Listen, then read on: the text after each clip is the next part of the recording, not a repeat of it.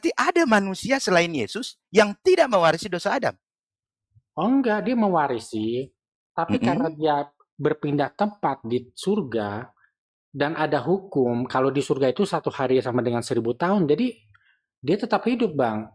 Jadi Nabi Ilya Berarti dia tidak mati. hanya enggak mati. Tapi Nah, dia punya, berarti kalau dia turun ke bumi ini, nah dia akan waktunya lebih cepat lagi gitu loh.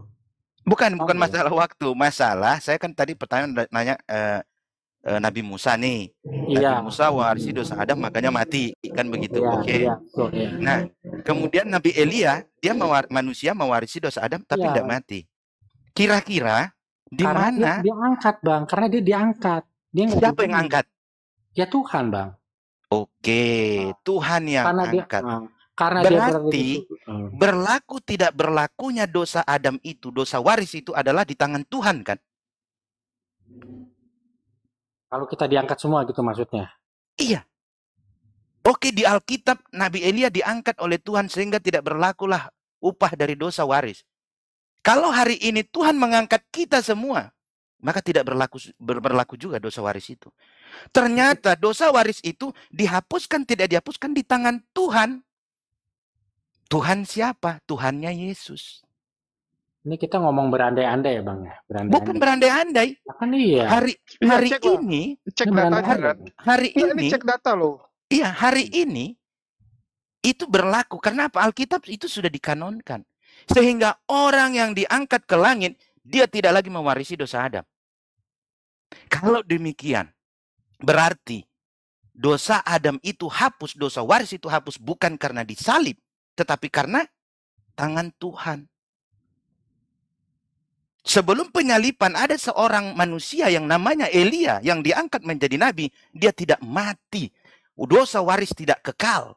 Karena berpindah tempat, Bang. Beda. Dikalahkan oleh kuasa Tuhannya Nabi Elia. Iya, karena di surga itu ya beda, Bang. 1 hari. Iya, berarti artinya kita semua kuasa beres. Iya, kuasa dosa waris itu berarti hapus. Ini kalau pendapatku ya, Bang ya. Pendapatku nih ya, Bang ya.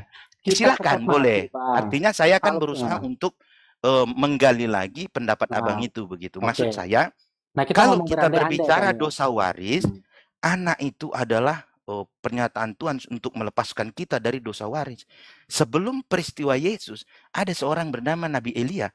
Tanpa penyaliban, tanpa kelahiran Yesus, dia bisa lepas dari dosa waris. Kenapa kita semua tidak mencontoh Nabi Elia? Ya, kita nggak tahu caranya, Bang, gimana. Ada di Alkitab, Elia taat, Elia dekat dengan Tuhannya. Oke, sekarang setelah Elia ada nggak orang lain yang diangkat, Bang? Henok? Lah Henok kan sebelum Elia, cuma 2 orang itu, Bang. Oke, ada 2 orang. Berarti Yesus orang keberapa? Dia orang ketiga. Orang ketiga. Berarti ada yang sama dengan Yesus. Iya kan cuma 3 orang lagi, nggak ada lagi kan, Bang? Lah, kenapa yang 2 tidak dijadikan Tuhan? Karena dia keturunan Adam, Bang. Mereka keturunan Adam. Yesus itu keturunan siapa? Oh, bukan keturunan Adam, Bang. Jadi keturunan siapa? Maria itu keturunan siapa? Keturunan Daud. Keturunan Tuhan sendiri, Bang. Lah, jadi Tuhan itu punya anak. Jadi gini, Bang. Oke, kalau memang Yesus itu bukan keturunan Adam, berarti Yesus bukan keturunan Abraham. Bukan. Oke, kalau Yesus bukan keturunan Abraham, kenapa Yesus disunat? Ya karena dia hidup di tengah-tengah orang Yahudi yang harus melaksanakan hukum itu, Bang. Berarti Yesus bukan orang Yahudi. Ya kan dia hidup, kan aku bilang dia hidup di tengah-tengah orang Yahudi. Oke, Yesus bukan orang hidup Yahudi, di tengah-tengah. Tetapi dia bukan jika ditanya, Yehuda, Bang, Yesus bukan suku Yehuda. Bukan. Berarti Yesus bukan anak Daud. Bukan. Nah, berarti salah dong yang tertulis di Alkitab. Benar juga, Bang. Ada benarnya. Yesus kan dikatakan anak Daud. Iya, makanya kan Yesus pernah bilang, ya kan. Dia bilang sama murid-muridnya, menurut kamu Mesias itu siapa? Daud mengatakan dia tuannya. Tapi ada juga mengatakan dia adalah keturunannya. Nah itu maksudnya, Bang. Oke, berarti Yesus bukan orang Israel. Bukan, dia bukan keturunan Yakub, bukan. Waduh, kalau Yesus bukan orang Israel, berarti salah dong itu Alkitab itu. Jadi begini Bang, dari sisi biologis, Yesus itu bukan keturunan dari Daud, bukan. Tapi dari sisi sosiologis, Yesus itu keturunan Daud. Karena orang-orang di sekitarnya itu tahunya Yesus itu adalah keturunan Daud gitu loh. Anak dari Tunggu. Tadi Bang Masaha bilang kalau secara biologis, emang Yesus ada biologisnya, Bang? Ya ada, Bang, ada. Lah, kalau Yesus ada biologisnya berarti manusia dong. Pasal 3 ayat 1, Bang Bob. Dia keturunan Tuhan langsung, Bang, bukan keturunan Adam. Karena begini. Gini, Bang. Tuhan berketurunan, ini kan ya Bang. Tuhan berketurunan, Tuhan punya keturunan menjadi laki-laki. Iya, punya anak. Nah, ya. Proses Tuhan punya keturunan itu proses biologis atau proses ilahi? Dua-duanya, Bang. Lah. Dua-duanya dong. Berarti Tuhannya nggak hebat dong. Masa Tuhan harus melalui proses biologis? Ya hebat dong, dia ciptaan baru, dia bukan keturunan Adam, Bang. Lebih hebat Tuhan yang menciptakan Adam dong. Nggak pakai biologis, nggak pakai ayah, nggak pakai ibu, nggak cari perempuan, nggak cari ini, jadi Adam manusia. Ya kan Adam dan Yesus itu sama-sama nggak punya bapak, Bang. Bukan ya, berarti betul. Mereka nggak punya Tetapi bapak. Berarti lebih hebat Adam dong. Adam nggak pakai biologis. Kalau ditanya biologisnya Adam, nggak ada yang bisa jawab. Ya kalau buat saya yang penting itu mereka sama-sama nggak punya bapak itu, Bang. Nah, bukan masalah pentingnya. Gitu, ini kan kita berdialog ya, Bang. Ini kita kan berdialog. Saya itu mereferensikan dari tadi saya menggunakan referensi Alkitab sendiri sebenarnya. Karena begini, di Alkitab diakui bahwa pada mulanya Allah menciptakan langit dan bumi. Pada hari yang ke-7 Allah menciptakan manusia. Ke-6, Bang. Hari ke-6 menciptakan manusia. Iya. Pada saat Allah menciptakan manusia, tidak pakai proses biologis. Dari debu tanah. Allah sudah menunjukkan keagungannya, kebesarannya, menciptakan manusia itu dengan debu tanah tanpa ada proses biologis. Tetapi di zaman Yesus, Allah dikurangi kehebatannya. Allah dikurangi keajaibannya. Kenapa? Dengan debu tanah saja Allah sudah menciptakan manusia. Kok harus pakai janin? Allah itu menciptakan keturunannya, anaknya. Yang penting kan sama-sama nggak punya bapak, Bang, dua-duanya itu loh. Kalau bicara nggak punya bapak, nanti yang dengar Komal kita ini nanti pada teriak, banyak di Indonesia juga banyak anak lahir tanpa bapak. Lah itu beda lagi, Bang, itu apa? Bedanya? Beda lagi. Ya mereka punya bapak, tapi kan, artinya maksudnya anak-anak yang nggak punya bapak ini semua lahir dari Roh Kudus, maksud Abang itu? Kan saya kan mencontohkan dari Abang. Maksud Abang nggak punya bapak itu apa? Itu maksud saya. Maksudnya gimana? Yang nggak punya bapak yang gimana sih? Yang nggak punya bapak. Bisa nggak saya artikan begini? Maksud Abang itu, maksud saya, Yesus lahir bukan dari perkawinan antara laki-laki dengan perempuan. Begitu ya? Iya, betul, Bang. Ya. Oh, begitu. Nah, kalau begitu, Bang, berarti Yesus bisa ada di kandungan Bunda Maria tanpa perkawinan dengan laki-laki. Di situ yang hebat Yesusnya atau Allahnya? Ya Tuhannya, Bang, hebat. Tuhannya yang hebat. Kok menyembah yang nggak hebat? Ya kan Yesus itu anaknya kan tadi kembali lagi, Bang, menyembah. Kalau bisa pilih sembah Allah daripada sembah anak, ngapain sembah anak? Sembah Allah, Allahnya kan masih ada, belum hilang. Kenapa kita gini loh, Bang? Kenapa kita harus nyembah? Karena dulu Bani Israel menolak Tuhan sebagai raja mereka gitu loh. Makanya karena dulu Bani Israel menolak Tuhan sebagai raja mereka, makanya diberikanlah Yesus gitu. Lah, sekarang begini, Bang. Bukan masalah hubungan yang saya katakan tadi, bisa ada seorang anak di dalam janin perempuan tanpa perkawinan biologis. Di situ yang hebat anaknya atau bapaknya atau Allahnya atau Tuhannya. Bapaknya, iya. Tuhannya yang hebat. Makanya saya pilih Tuhannya. Saya sembah Tuhannya. Saya tidak pilih sembah anak yang ada di janin itu. Karena apa? Anak yang di janin itu hanyalah wujud dari keagungan Tuhan. Yang saya sembah Tuhannya yang agung. Bukan wujud keagungannya. Kalau wujud keagungannya, apa bedanya Tuhan menciptakan lautan? Apa bedanya Tuhan menciptakan daratan, menciptakan langit, bintang, bulan? Kalau kita kaji sampai detik ini, tidak ada orang yang bisa menciptakan bulan. Menciptakan bayi sudah bisa dari bayi tabung. Tapi siapa manusia yang bisa menciptakan bulan, matahari? Tidak ada sampai detik ini. Kenapa saya harus menyembah ciptaan keagungannya? Saya sembah yang punya keagungan itu. Oh, ada kok yang bisa menciptakan manusia. Ada yang bisa menciptakan manusia juga ada banyak, Bang. Ya itu makanya saya bilang, lah kalau saya menyembah wujud keagungannya, berarti semua yang wujud keagungan Tuhan itu saya sembah dong. Makanya saya pilih sembah yang punya keagungan. Iya, karena wujud keagungan yang lain itu kan bukan seorang pribadi, Bang. Syarat seorang pribadi adalah dia harus bisa berkata-kata gitu loh. Adam. Apakah lautan bisa ngomong, Bang? Enggak kan? Adam itu bisa. Wujud keagungan Tuhan itu. Iya, Adam bisa berkata-kata. Abang bilang gunung. Apakah gunung bisa ngomong? Nggak bisa. Saya bilang tadi wujud keagungannya. Kita nggak bisa sembah gitu loh. Kalau wujud keagungan yang abang sembah karena bisa berkata-kata, maka Adam kan Adam makan buah itu, Bang. Jadi dia nggak bisa lagi disembah gitu loh, karena makan buah itu. Berarti anak Allah berbuat dosa. Betul, Bang. Iya. Waduh. Faktanya begitu, Bang. Lah, kalau anak Allah, berarti anak Allah itu masih bisa berbuat dosa gitu. Faktanya ada makan buah itu, Bang. Saya mau ngomong apa lagi, Bang? Faktanya gimana? Maksud aku itu gini loh. Iya kan? Berarti di pemahaman abang, iya. Di pemahaman abang, anak Allah itu masih bisa berbuat dosa. Faktanya demikian, Bang. Bukan fakta, Bang. Kalau berbicara fakta itu bisa berubah ketika kita beda pemahaman. Iya, faktanya Adam itu kan anak Tuhan, anak ilah. Ya kan? Dia makan buah itu kan dia berbuat dosa, Bang. Berarti anak Allah berdosa kepada Allah gitu. Sebenarnya kepada dirinya sendiri, Bang. Lebih parah lagi, Bang. Bagaimana pula Adam berdosa kepada dirinya sendiri? Gini loh, gini pengertiannya. Jadi gini, Bang. Tuhan itu kan abadi ya kan, Bang? Ya kan? Nah, Adam pada waktu dia ciptaan, dia juga abadi, Bang. Gitu. Nah, karena dia makan buah itu, dia menjadi tidak abadi. Karena Tuhan dia melihat anak itu tidak ada lagi kesamaan dengan dia, makanya dia diusir gitu loh. Oke.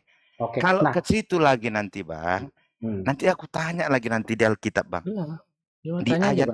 Di ayat mana yang mengatakan, tetapi pohon yang di tengah-tengah taman itu, jangan kamu makan buahnya. Nanti kamu berdosa. Ada nggak itu, Bang? Tidak dikatakan berdosa, Bang. Dikatakan apa? Kamu akan mati. Kamu akan mati. Akan mati. Oke, sampai di situ, Bang. Sampai di situ. Aku mau tanya sama Abang. Iya. Pada masa Adam dan Hawa, apakah sudah ada dosa, Bang? Dosa seperti apa maksudnya, Bang? Ya, dosa seperti yang Abang maksud lah. Abang kan dari tadi ngomong dosa. Aku mau tanya, pada saat Adam dan Hawa diciptakan, sudah ada dosa tidak? Ya, kesalahan yang dilakukan Adam hanya itu, Bang. Memakan buah itu, Bang. Adam salah. Pertanyaannya, Adam pada saat itu berdosa atau melanggar perintah Allah? Jadi melanggar perintah Allah juga, Bang. Melanggar perintah Allah. Oke. Ketika dia melanggar perintah Allah, apa hukuman yang diberikan Allah kepada dia? Kematian, Bang. Karena dia memakan buah itu, mati gitu loh. Nggak ada hukuman gitu loh. Jadi itu kan sanksi, Bang. Makan buah akibatnya yang nggak perlu dihukum lah, Bang. Orang makan buah itu aja udah merupakan sebuah hukuman, ngapain dihukum lagi, Bang? Kasihan amat, Bang. Bang, baca Alkitab lagi, Bang. Pada saat itu kan Allah datang. Kenapa engkau takut? Kenapa kau sembunyi? Aku malu karena aku telanjang, katanya. Apa yang telah kau lakukan? Aku telah memakan buah itu. Lalu disebutkanlah satu-satu kepada Adam, kepada Hawa, dan kepada ular. Ingat ya, Adam, Hawa, ular. Berarti ular berdosa. Berdosa, Bang. Berdosa. Binatang ada dosanya, Bang? Lah buktinya dihukum, Bang. Gimana, Bang? Dihukum Tuhan, kan? Oh, berarti kalau di Alkitab pada waktu itu belum ular, Bang. Abang harus Pada waktu itu Hati-hati. apa? Kalau Pada bukan waktu ular itu apa? masih naga, Bang. Masih naga, bukan Naga ular. apa? Naga 1000. Nanti marah-marah kasih Nggak naga, tahu. Bang. Jangan abang bilang gitu, Bang. Nggak Bang, ada naga dibilang di situ, Bang. kita nggak tahu Ular. bentuk ular yang sebenarnya tuh kita nggak tahu, Bang. Jadi bentuk Nah, ular yang ada susahlah kita, sekarang ini Bang. bentuk karena dikutuk gitu loh. Susah kita kalau kayak gitu, Bang. Kalau memang kita nggak tahu bentuk ular yang ada tertulis di Alkitab itu, sama. Kita juga nggak tahu Iya, bentuk Adam makanya di saya Alkitab bilang itu itu kayak naga, mana. Bang. Makanya hewan-hewan mistis yang naga itu mungkin jangan-jangan itu adalah bentuk ular yang sebenarnya gitu loh. Jangan abang cerita sinetron, Nah, itu iya. sinetron di TV-TV Indonesia itu, Bang. Ya maksud aku yang tertulis di Alkitab itu apa ditulis? Ular. Ya kan kita cerdas sedikit lah, Bang. Kan karena ular ini membujuk Hawa, makanya dia harus berjalan memakan debu kan. Artinya Oke. bentuk Dan sebenarnya kan dia kepadamu nggak aku seperti akan itu. membuatmu apa? Jalan? Iya. Memakan debu kan? Gitu. Memakan debu. Iya. Kalau apa yang terjadi hari itu, Melata.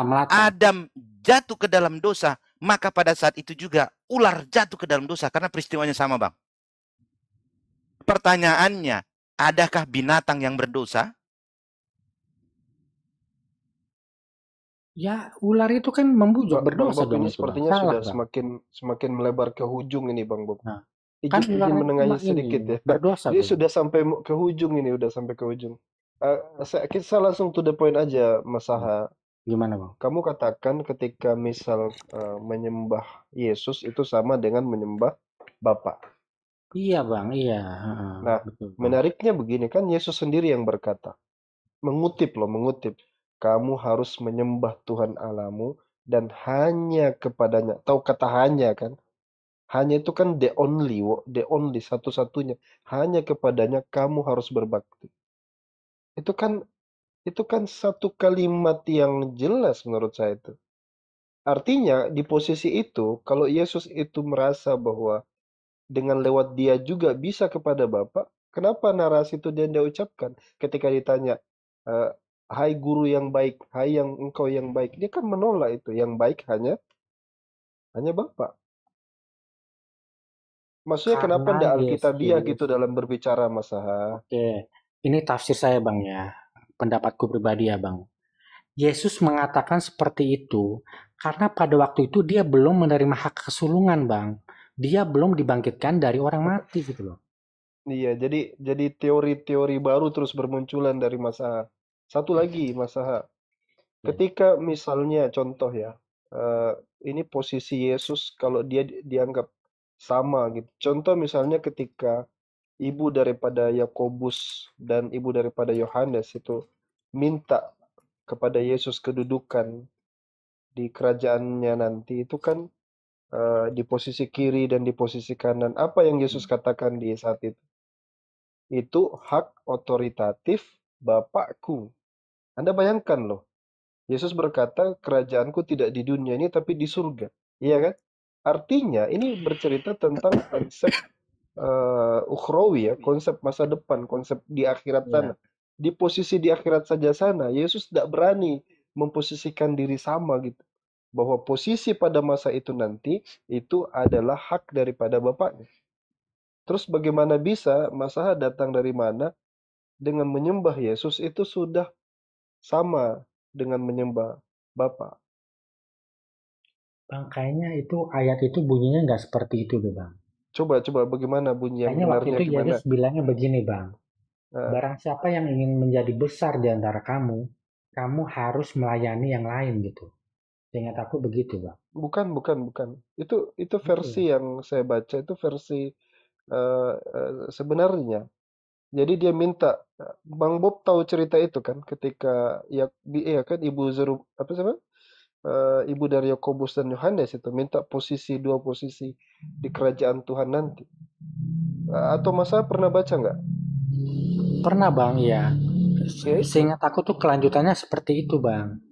Kan apakah kamu bisa minum cawanku kan? Itu kan bagian yang diminta Yesus dan itu disanggupi.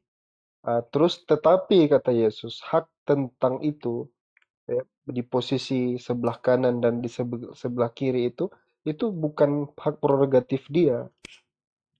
Begitu kata-kata Coba nanti di aku baca Bible. lagi tuh Bang. Wah, agak seingat aku sih. Iya benar Pak Ustadz, memang seperti itu bunyinya begitu. Makanya sebenarnya kalau meneruskan apa yang disampaikan oleh Bang Masaha tadi, Yesus sendiri mengatakan, anak tidak lebih besar daripada Bapa. Jika anak itu adalah pribadi Bapa, tidak mungkin berbeda kebesarannya. Karena mereka dua wujud atau dua bentuk yang terpisah, maka kebesarannya pun berbeda. Dari situ dapat disimpulkan, ternyata Yesus itu bukan Tuhan. Jika Bapa lebih besar daripada anak, maka yang Tuhan adalah Bapanya. Jadi aku kasih perumpamaannya Bang ya. Kan di Liga Inggris itu ada yang paling tinggi Manchester City, yang kedua Liverpool, Arsenal ya, katakan gitu. Nah, anggaplah Liverpool ini Adam Bang, nomor 2 ini, karena dia anak paling tua kan. Nah, terus dia terdegradasi ke divisi 1 karena gara makan buah itu gitu loh. Nah, ke divisi 2. Jadi karena dia udah beda divisi, ya kan? Manchester City dan Arsenal di divisi 1, dia sedangkan keturunan Adam di divisi 2, maka kita harus memanggil dua pribadi itu dengan sebutan Tuhan, karena mereka masih memiliki keabadian itu loh Bang. Tapi apakah anak itu lebih besar setara dengan Bapak? Ya enggak Bang. Yang namanya anak itu lebih rendah dari Bapak gitu. Karena kita beda divisi, kita harus memanggil Tuhan gitu. Kita ikuti. Dia karena divisi tadi apa yang abang jelaskan itu oke lah, saya kan. Kita panggil dia Tuhan. Ternyata Tuhan itu ngomong, Bapa ndak lebih besar dari Tuhan. Bapak nggak lebih besar dari Tuhan, gimana maksudnya? Lah, kan dibilang Tuhan tidak lebih besar daripada Bapa, kan begitu? Kan si Tuhan itu yang divisi. Iya, tadi kan Bang Masaha sudah ceritakan nih. Dapat digerasa, pokoknya anak itu adalah Tuhan, kan begitu? Iya. Makanya kita panggil dia Tuhan. Oke, yang kita panggil Tuhan tadi ngomong, Tuhan, dia tunjuk dirinya. Tuhan tidak lebih besar dari Bapa. Betul, iya. Berarti Tuhan itu urutan keberapa, Bang? Abang kurang lengkap, Bang. Harusnya Yesus itu ngomong, ilah anak, Tuhan anak tidak lebih besar daripada Tuhan Bapa gitu. Nah, berarti tidak lebih besar dia daripada ilah Bapa, kan begitu? Iya, betul, iya. Berarti ada ilah yang lebih besar, ada yang ilah yang lebih yang tidak begitu besar, begitu. Iya. Nah, kalau ada yang tidak begitu besar, ada yang besar, ini ada berapa, Bang? Ada 2. Abang sendiri jawab. Iya, terus? Berarti 2. Berarti Tuhan Abang 2.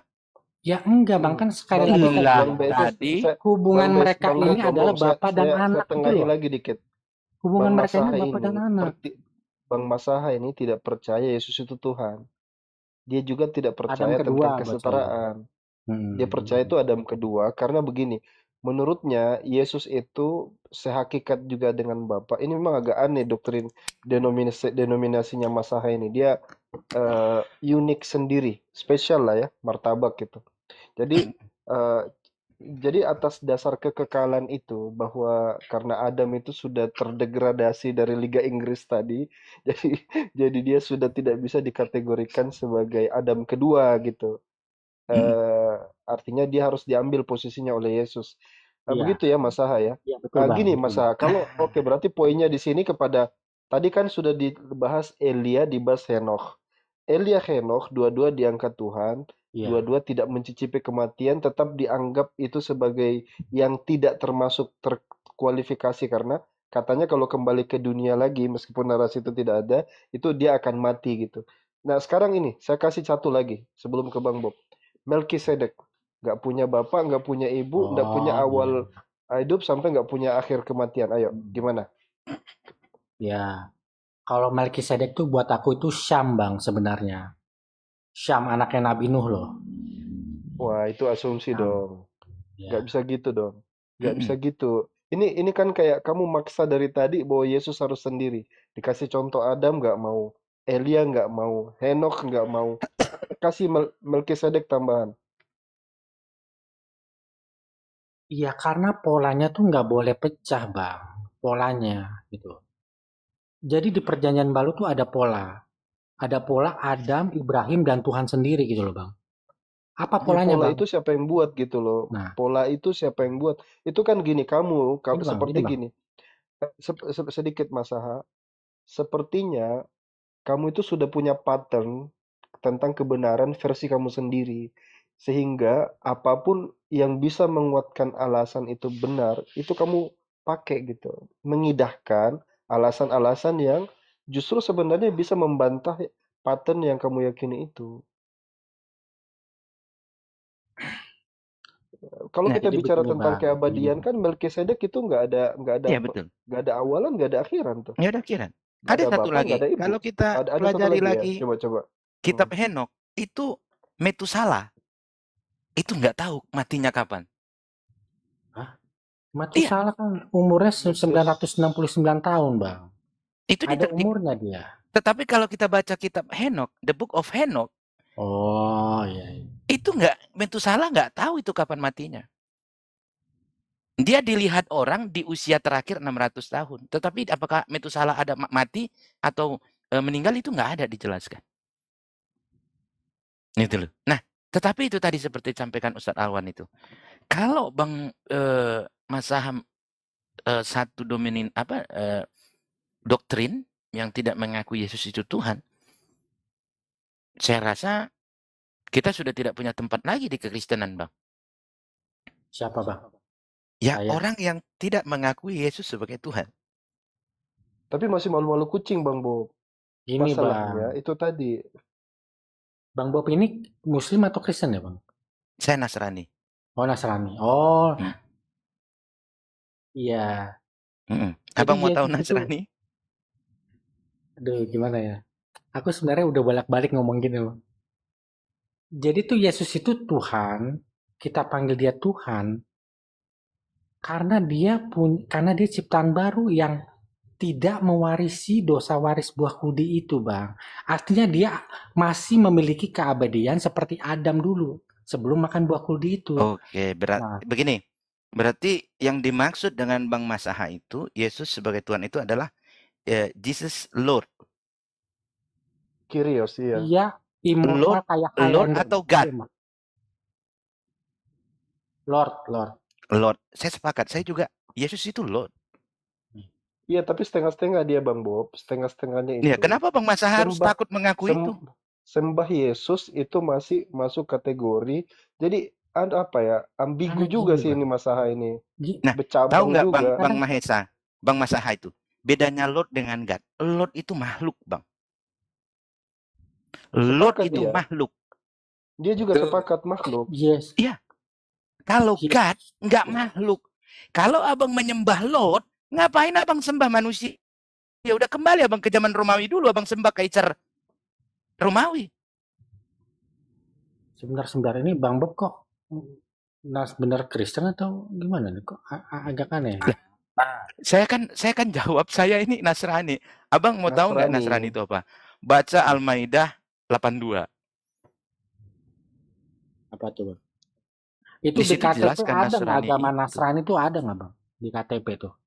Kalau di KTP apa, Bang? Ada, Bang. Di Indonesia diakui Nasrani itu, Bang. Hari Raya keagamaan Nasrani.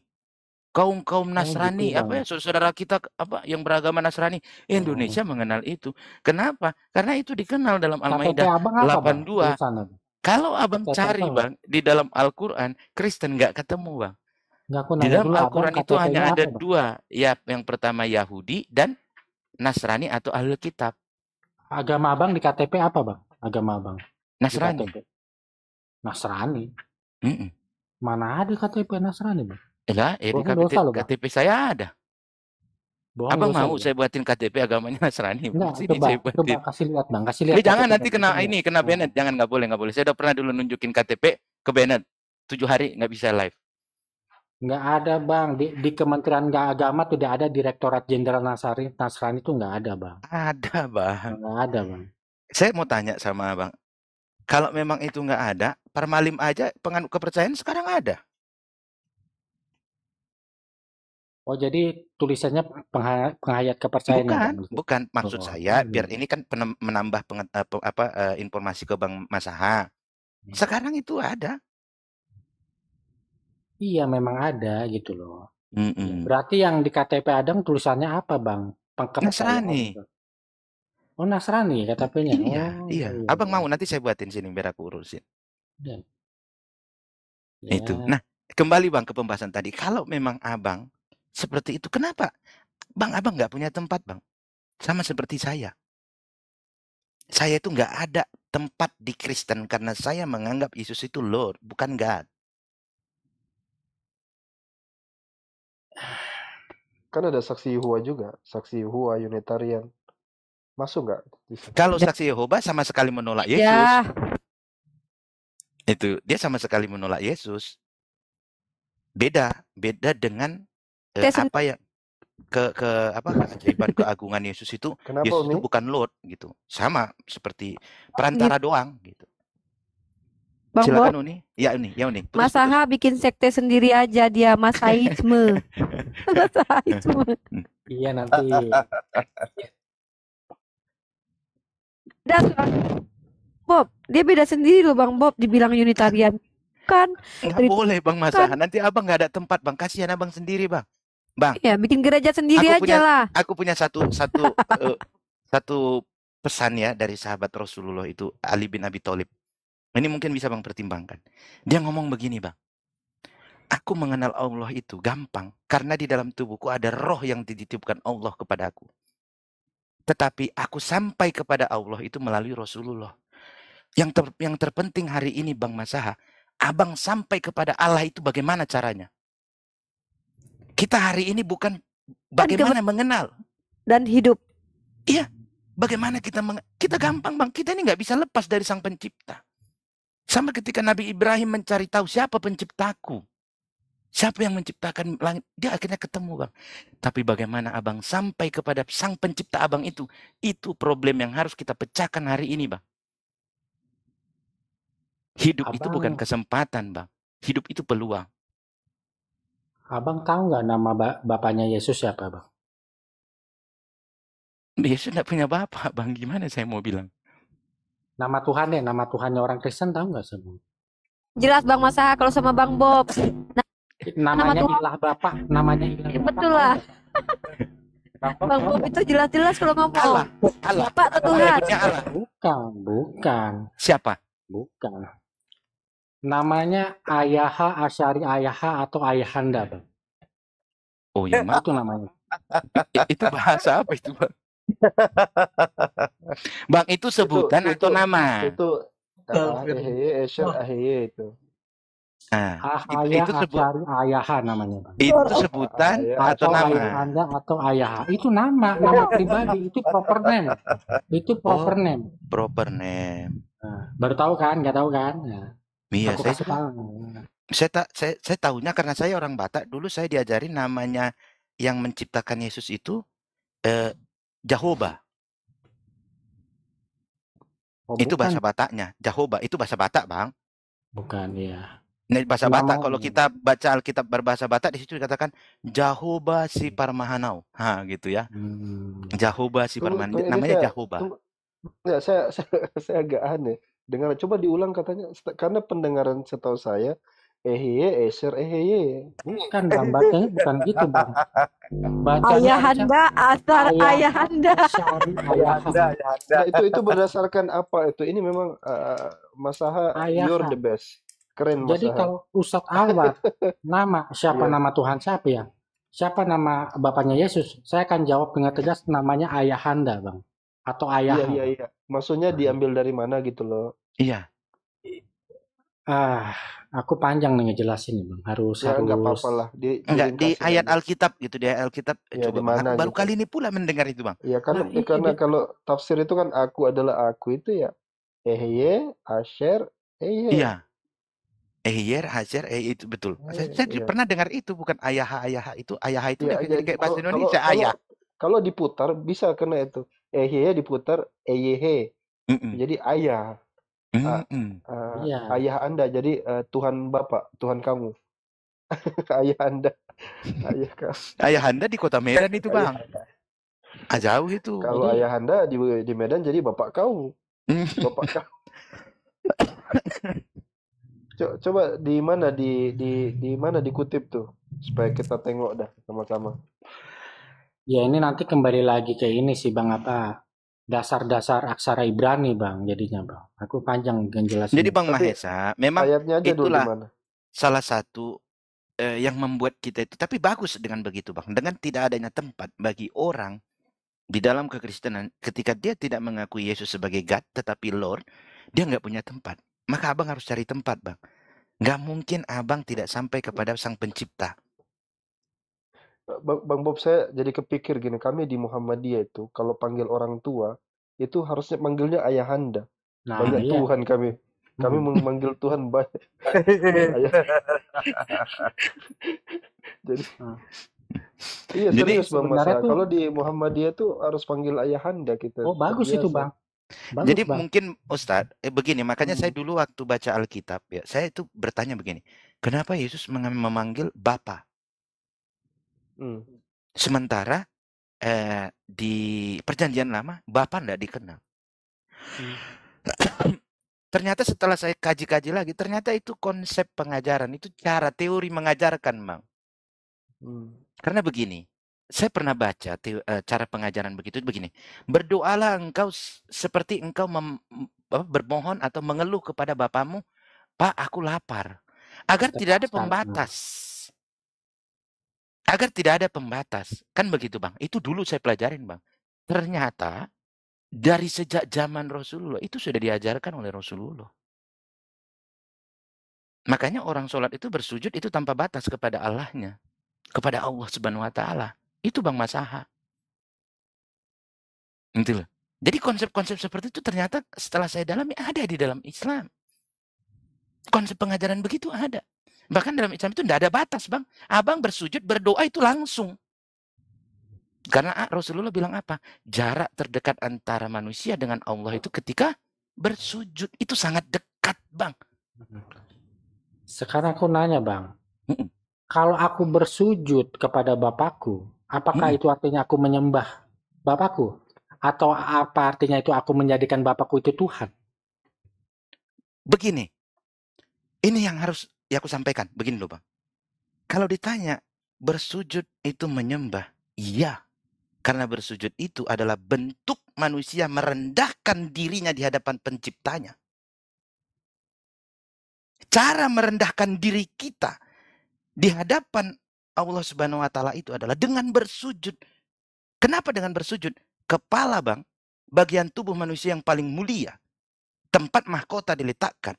Tempat ada mata, mulut, hidung, dan otak untuk berpikir. Tempat itu, bagian tubuh itu, abang rendahkan setara sejajar dengan telapak kaki abang. Itu adalah cara merendahkan diri terbaik di hadapan Sang Pencipta. Ya, yang saya tanya Bang, kalau saya sujud kepada orang bapak saya, apakah itu artinya saya menyembah bapak saya? Apakah itu artinya abang kan sudah bilang bapak saya itu tadi, Tuhan? Abang kan bilang tadi, abang belum menjawab. Kalau saya sujud, ya berarti abang sujud bukan menyembah. Yang saya jelaskan tadi, menyembah dengan cara bersujud. Paham abang? Menyembah dengan cara bersujud. Bukan berarti abang bersujud itu menyembah. Tidak. Menyembah dengan cara bersujud adalah cara paling baik, cara yang paling baik merendahkan diri di hadapan Tuhan. Iya, kan dalam sholat itu kan ada gerakan sujud ya kan, ya kan, yang artinya menyembah kepada Allah ya kan. Nah kalau saya sujud di depan bapak saya, apakah itu artinya saya menyembah bapak saya, Bang? Tergantung abang, karena kan yang sujud abang. Kan gerakannya sama persis. Makanya saya katakan menyembah dengan cara. Kalau abang menyembah dengan cara, saya nggak perlu bersujud, saya cukup begini saja bisa, monggo silakan. Tetapi yang saya jelaskan tadi adalah menyembah dengan cara bersujud adalah cara terbaik merendahkan diri di hadapan Sang Pencipta. Kalau jawaban itu ada dalam hadis, innamal a'malu binniyat. Amal-amal perbuatan itu ditakar, diukur, tergantung niat. Kalau niat Anda sujud itu nyembah bapak jatuhnya. Itu. Tapi kalau dipakai untuk sujud siapapun di depan Anda, kalau Anda menyembah Allah, yang dimaksudkan Allah itu kan hanya sebagai posisi aja kan, kiblat aja misalnya. Jadi nggak bisa Bang katakan kalau saya bersujud ke bapak saya berarti saya menyembah. Ya enggak, tergantung Abang. Ini Gitu. buat saya nih Bang ya, satu-satunya berhala yang Tuhan tidak akan marah kalau kita sembah adalah Bapak kita sendiri, Bang. Jadi ini teori baru ke 256 ini Bang Bob. Jadi begini, Bang. Yang Abang katakan itu aku benarkan, tetapi harus aku sempurnakan. Satu-satunya berhala yang kita sembah tidak berdosa adalah orang tua sendiri. Ya, dalam hal hormatilah orang tuamu. Bentuk penghormatan kepada orang tua. Jangan pula Abang samakan menyembah orang tua sama dengan menyembah Allah. Nggak ada ampunan, Bang. Nggak ada ampunan. Gitu loh. Abang tahu kenapa Fir'aun itu di bumi hanguskan? Kena tulah. Abang tahu kenapa Sodom dan Gomora itu di bumi hanguskan? Abang tahu kenapa air bah diturunkan? Karena menduakan Tuhan. Nggak ada yang lain, Bang. Mereka melawan perintah Tuhan. Akulah Tuhan Allahmu. Luar binasa hukuman bagi orang-orang yang menduakan Tuhan.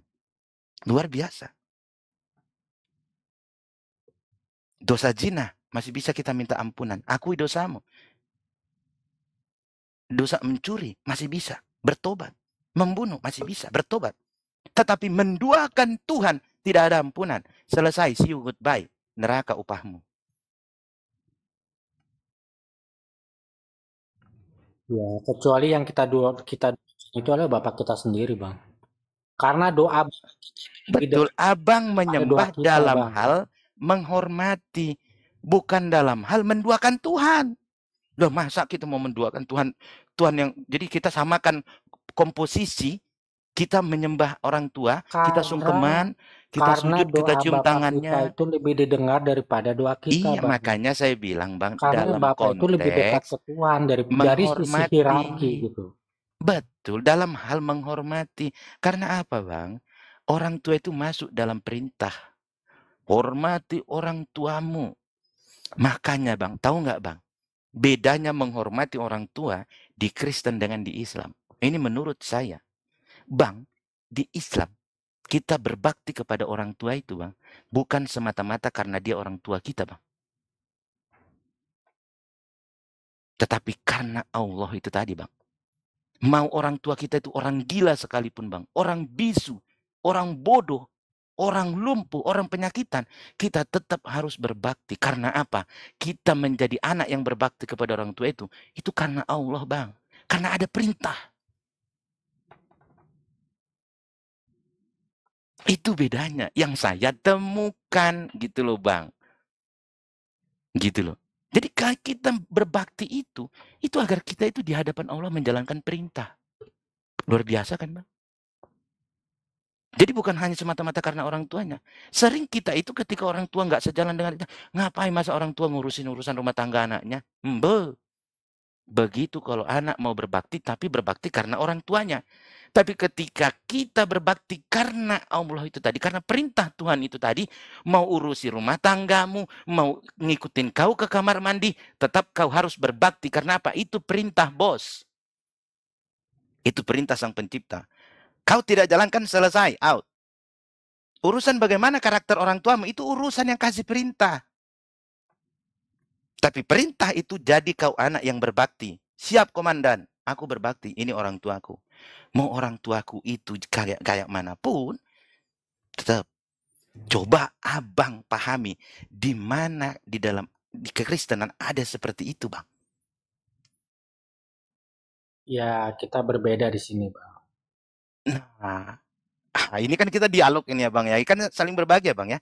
Yang saya pahami di dalam kekristenan itu, hormatilah orang tuamu agar lanjut umurmu di bumi yang diberikan Tuhan Allahmu kepadamu. Itu tok. Itu tok.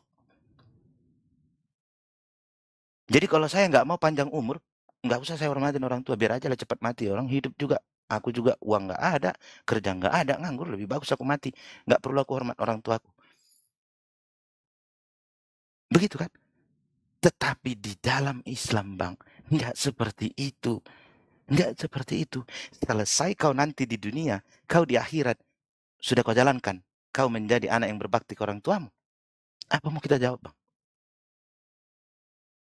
Enggak, selesai, sini kau. Jadi di dalam Islam itu, Bang, jadi anak itu ada menjadi tempat ibadah. Menjadi anak yang berbakti kepada orang tua itu amal ibadah, Bang. Menikah menjadi suami juga amal ibadah, Bang. Menjadi orang tua juga amal ibadah. Jadi abang mulai lahir sampai mati, abang diberikan kesempatan untuk beramal ibadahlah, menjadi taatlah engkau. Begitu, Bang. Ini kita berbagi ya, Bang. Saya nggak maksa abang, saya nggak mempengaruhi abang, nggak. Gitu loh. Nggak mengusik-musik, enggak. Ini yang saya pelajari, yang saya temukan, Bang, ya. Nggak pernah ini. Tanya ke kau Julius, Ustadz Alwan, Uni Rifa, Mbak Cebi, siapapun di sini. Thank you, Bunda. Siapapun di sini, nggak ada yang pernah ngajarin saya begitu. Bisa mungkin tanya teman-teman yang di sini. Itu saya temukan sendiri, Bang. Yang ditemukan sendiri itu biasanya tanpa ada kepentingan dan pengaruh dari orang lain, Bang. Itu saya temukan. Itu perintahnya itu. Hormatilah orang tuamu agar lanjut umurmu di bumi yang diberikan oleh Tuhan Allahmu kepadamu. Itu tertulis. Gitu loh. Saya bukan mengatakan itu nggak bagus, tidak. Biar teman-teman nilai sendiri. Itu loh. Kita menjadi anak berbakti kepada orang tua, itu satu kamar kita bisa berbakti, satu ruangan kita bisa beribadah. Jadi dari lahir sampai abang mati itu dikasih kesempatan ibadah. Kamu ibadah ya, kamu ibadah ya. Ini ada, ini aturannya, ini hukumnya, ini. Ada semua, Bang. Gitu loh. Jujur, Bang, ketika saya menikah, saya ini diberkati di gereja Toraja. Tapi sampai detik ini, Bang, saya nggak ngerti. Di dalam Kristen ketika saya nikah, porsi saya itu seperti apa di hadapan Tuhan. Yang pernah saya baca, ketika saya punya anak, bawalah anak-anak kecil itu kepadaku. Karena katanya penghuni surga adalah anak-anak. Lalu saya temukan lagi, Bang, di dalam Islam, begitu menikah menjadi imam, Bang. Bang, abang punya jabatan, abang punya uang, abang punya harta berlimpah, belum tentu abang bisa jadi imam. Kalau